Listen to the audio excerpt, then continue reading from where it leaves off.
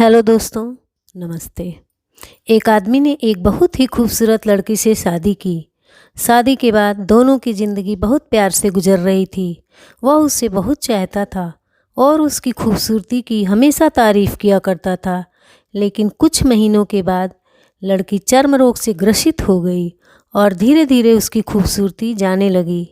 खुद को इस तरह देख उसके मन में डर समाने लगा कि यदि वह बदसूरत हो गई तो उसका पति उससे नफ़रत करने लगेगा और वह उसकी नफ़रत बर्दाश्त नहीं कर पाएगी। इसी बीच एक दिन उसके पति को किसी काम से शहर से बाहर जाना पड़ा। काम ख़त्म कर जब वह घर वापस लौट रहा था, उसका एक्सीडेंट हो गया। एक्सीडेंट में उसने अपनी दोनों आँखें खो दीं।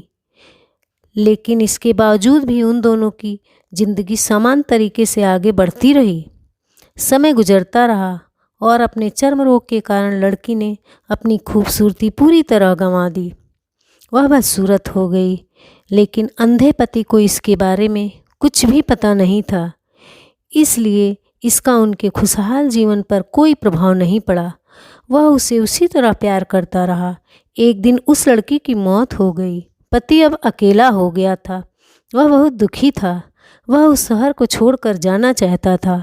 उसने अंतिम संस्कार की सारी क्रियाविधि पूर्ण की और शहर छोड़कर जाने लगा। तभी एक आदमी ने पीछे से उसे पुकारा और पास आकर कहा, अब तुम बिना सहारे के अकेले कैसे चल पाओगे? इतने साल तो तुम्हारी पत्नी तुम्हारी मदद किया करती थी। पति ने जवाब दिया, दोस्त, मैं अंधा नहीं हूँ।